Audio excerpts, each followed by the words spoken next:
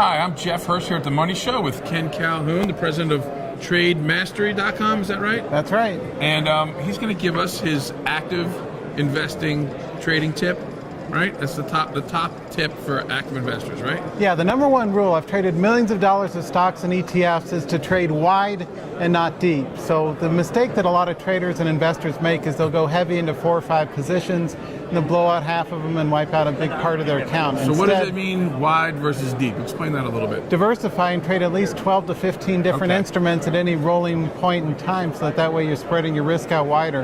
It took me a lot of years to learn that. Instead of a magic chart pattern or an indicator for one breakout and then go long 1,000 or 2,000 shares, I may go a dozen different positions in different instruments, 200 or 300, 400 shares each. We're not talking 12 to 15 different stocks per se, but something in stocks, bonds, commodities, that sort of.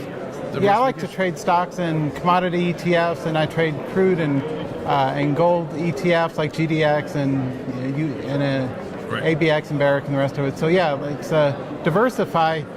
The trick is don't bet too deep on any one position, because traders pin their hopes on one, and that leads to a lot of problems in terms of over trading or using stop losses that are too big and hoping it comes back. So instead, trade wide a number of different instruments, 12 to 15 minimum, instead of deep in just 3 to 5, which a lot of people do. So. Now, does it come to a point where you get too many different instruments and you start to dilute yourself? And what's the point of no return or the break point? A couple of dozen. I found if I go more than 24 positions, it's too much to follow. So you're right, there's a point of diminishing return, but trade wider than you normally are and test that out in your trades versus going overly deep based on a single indicator or a single newsletter tip or something like that. Go wide, 12 to 15 instruments minimum, and keep that active, and I think that'll help.